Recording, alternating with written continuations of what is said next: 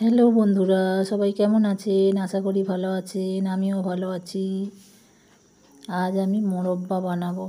কিসের বলুন তো? চাল কুমড়োর বানাই। আজ আর চাল কুমড়োর মোরব্বা বানাবো না। আজ তরমুজের যে সাদা অংশ ওটা দিয়েই মোরব্বা বানাবো। 5 কিলো ওজনের একটা তরমুজ এনেছিলাম। সেই তরমুজেরই সাদা অংশ দিয়ে মোরব্বা বানাবো। তার জন্য আমি তরমুজের লাল অংশগুলো তুলে নিয়েছি এবং সাদা অংশগুলো ভালো করে ছাড়িয়ে একটু ভাপিয়ে নিয়েছি। ভাপিয়ে নিয়ে জল থেকে ছেঁকে তুলে ধুয়ে নিয়েছি। আর ওতে যে জলগুলো আছে সেইগুলো একটু হাত দিয়ে মুঠো করে চেপে চেপে হালকা হাতে বের করে ফেলে দিয়েছি। এদিকে কড়া বসিয়ে দিয়েছি। কড়াই দিয়ে দিয়েছি তেজপাতা আর দারুচিনি ধুয়ে দিয়ে দিয়েছি শুকনো খোলায়।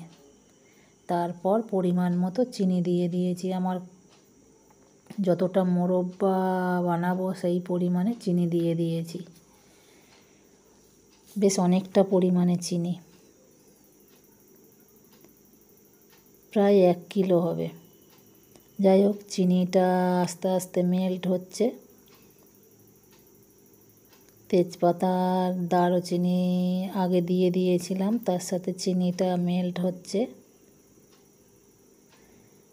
এইভাবে বানালে সারা বছর থাকবে, একটুও নষ্ট হবে না।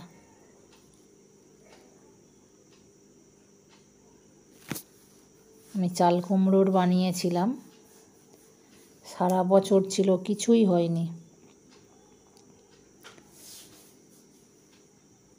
রোদে দিতে হবে না, পাখার হাওয়ায় শুকিয়ে রাখতে হবে।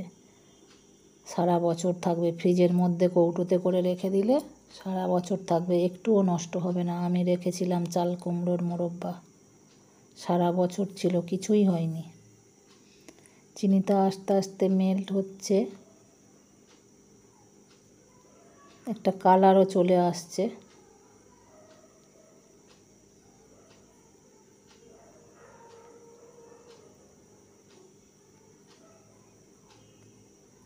হালকা হালকা কালার চলে এসছে, দেখুন বন্ধুরা। এইবারে কি করতে হবে, কি করব, তরমুজের যে এগুলো ভাপিয়ে রেখেছিলাম সেইগুলো আস্তে আস্তে করে চিনির মধ্যে দিয়ে দেব কড়াইতে। দিয়ে চিনির সাথে ভালো করে মিক্সড করে দেব।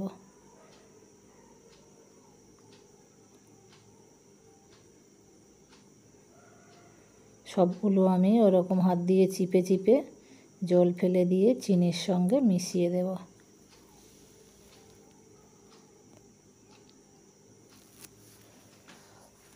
বেশ অনেক কটা পরিমাণ ছিল তো, তাই 1 কিলোর মতো চিনি লেগেছে। অসাধারণ টেস্ট হয়েছে। আমরা তো সকল সময় ফেলেই দিই, একবার ফেলে না দিয়ে বানিয়ে দেখুন, অসাধারণ লাগে। বাজার থেকে তো কিনে খাওয়া হয়, কিন্তু বাড়িতে জিনিস তৈরি করে খাওয়ার মজাই আলাদা। এই রকম করে যে খাওয়া যায় ভাবলেই অবাক লাগে। কিছুই ফেলা যায় না, পয়সা দিয়ে জিনিস কিনে এনে কিছুই ফেলা যায় না, সব কিছুই খাওয়া যায়।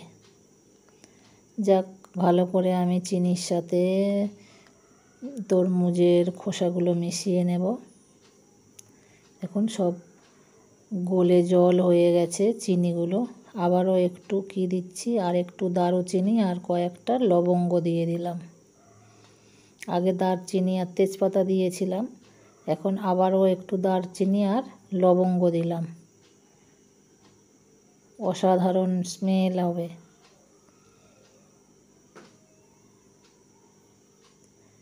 এইভাবে আস্তে আস্তে ফুটতে দিতে হবে।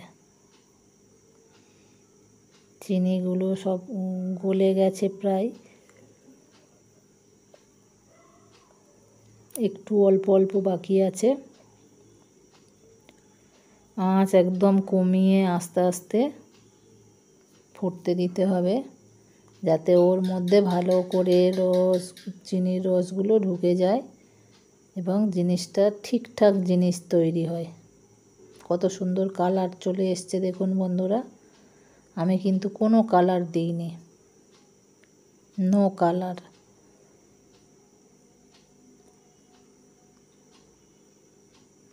এবারে কি করলাম, 4-5টা বড় বড় দেখে এলাচ নিয়ে ভালো করে নোড়া দিয়ে থেতো করে একদম গুঁড়ো করে ওর মধ্যে দিয়ে দিলাম।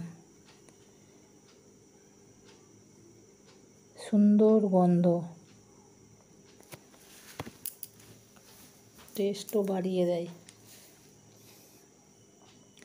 এইভাবে সব মিশিয়ে দেব আর আস্তে আস্তে ফুটতে দেব। চিনির রসটা কতটা গাঢ় হয়ে গেছে দেখুন বন্ধুরা, আরও গাঢ় হয়ে যাবে। হালকা তার কাটা হয়ে এসছে।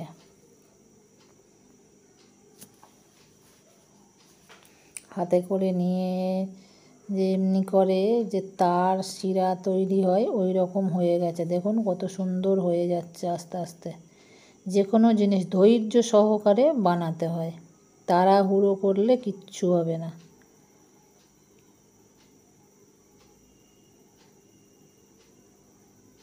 কত সুন্দর কালার এসে গেছে দেখুন, আরও সুন্দর হয়ে যাবে।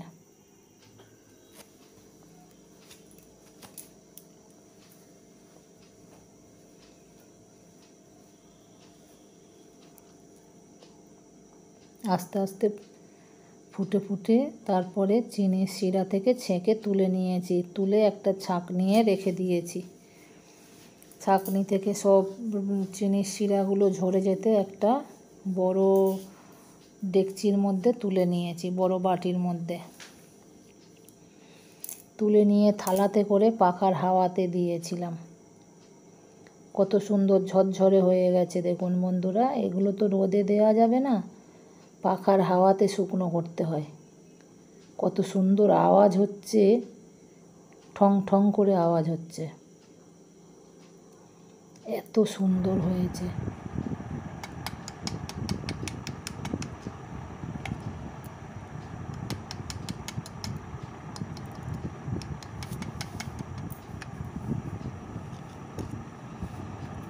খেতেও অসাধারণ হয়েছে।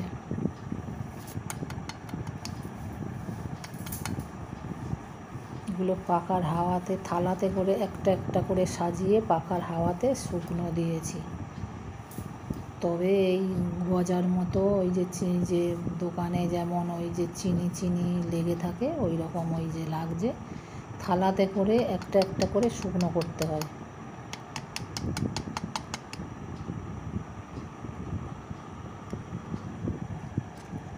একটা একটা করে পেতে পেতে দিয়ে থালাতে করে শুকনো করেছি, আরও একটু শুকনো হবে।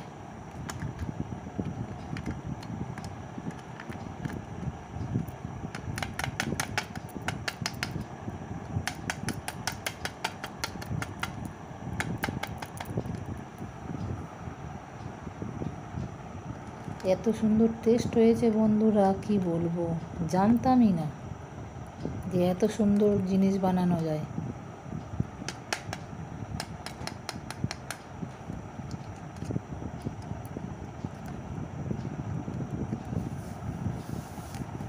জানেন তো বন্ধুরা, মোরব্বা তো হয়, এইগুলো আবার চিংড়ি মাছ দিয়ে রান্না করে খেয়ে দেখবেন, অসাধারণ লাগে।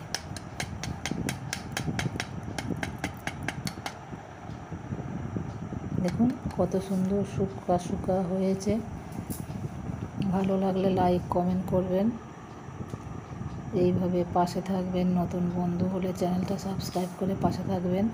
পাশে থাকা বেলটা প্রেস করে রাখবেন যাতে নিত্য নতুন ভিডিও দিলে আপনাদের কাছে পৌঁছে যায়। আর আপনারা দেখলে লাইক কমেন্ট করলে আমাদের ভিডিও বানানোর উৎসাহ বাড়বে, ভালো লাগবে লাইক কমেন্ট করলে।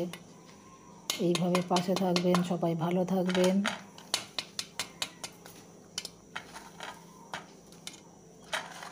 সুস্থ থাকবেন, ভালো থাকবেন। টাটা।